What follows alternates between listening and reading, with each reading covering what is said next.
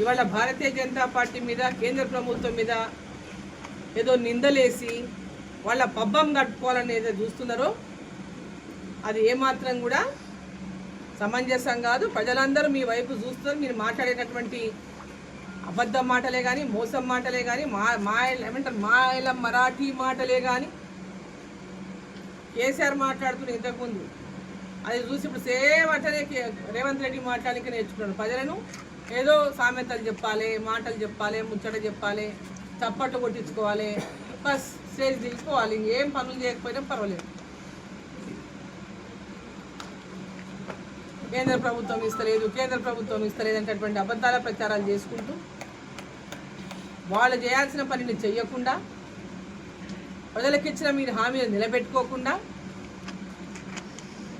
కేంద్ర ప్రభుత్వం అన్ని రకాలుగా రాష్ట్ర ప్రభుత్వానికి నిధులు అందిస్తున్నప్పటికీ ప్రజల లోపల అబద్ధాలు చెప్పి అపోహలు సృష్టించేటువంటి ప్రయత్నం ఈరోజు కాంగ్రెస్ ప్రభుత్వం, కాంగ్రెస్ ముఖ్యమంత్రి, కాంగ్రెస్ మంత్రులు చేస్తున్నారు. ప్రజలు ఎవరు ఇప్పుడు అమాయకులు లేరు. ప్రతి ఒక్కరు కూడా ఎవరేం మాట్లాడుతున్నారు, ఎవరేం చేస్తున్నారు ప్రజలు చూస్తున్నారు. దేశవ్యాప్తంగా నరేంద్ర మోదీ గారి యొక్క నాయకత్వం పట్ల విశ్వాసం ఉండబట్టే ఈరోజు 3వసారి ప్రధానమంత్రిగా గెలిపించింది. మొన్నటికి 3వసారి ప్రధానమంత్రిగా దేశ చరిత్రలోనే అత్యధికంగా ప్రధానమంత్రి పదవిని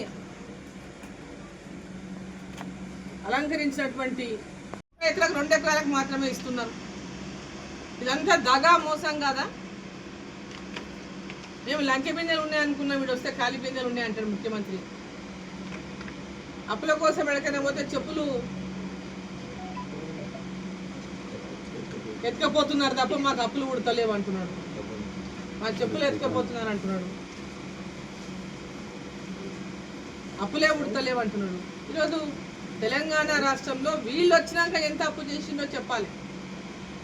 తెలంగాణ రాష్ట్రంలో కాంగ్రెస్ ప్రభుత్వం అధికారంలోకి వచ్చినాక మీరెంత అప్పు చేసిండ్రు అని చెప్పండి ప్రజలకు. ఫస్ట్ మీరు చేసినటువంటి అభివృద్ధి ఏంది, మీరు చేసినటువంటి అప్పు ఏంది? ఏ ప్రాజెక్టు పూర్తి కాలే, మళ్ళీ అప్పులు తెచ్చిండ్రు. దేనికి తెచ్చిండ్రు? ఎంత అప్పు చేసిండ్రు మీరు? కేసీఆర్ 7 లక్షల కోట్లు చేసి చెప్పండి. మీరెన్ని కోట్లు చేసిండ్రు చెప్పండి. మీరు వచ్చినాక ఎంత అయింది అప్పు? ఇప్పుడు ఈరోజు ప్రాజెక్టుల మీద పాలమూరు రంగారెడ్డి ప్రాజెక్టు మాట్లాడితే జాతీయ హోదా గురించి అబద్ధాలు చెప్పుకుంటూ తిరుగుతున్నారు.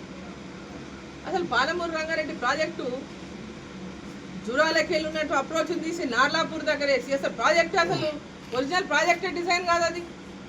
జాతీయ హోదా అడుగుతారు వీళ్ళు. అంటే ప్రజల్ని తప్పుదారి పట్టించే పని, కేవలం రాజకీయం చేసే పని చేస్తున్నారు వీళ్ళు. వాళ్ళకు కూడా తెలుసు ఇది కేవలం ఒక బద్నాం చేయనికే చేస్తున్న డిమాండ్ అని వాళ్ళకు కూడా తెలుసు. రాజకీయం కోసం చేస్తున్నటువంటి డిమాండ్ అని వాళ్ళకు కూడా తెలుసు, కానీ రాజకీయం చేస్తారు.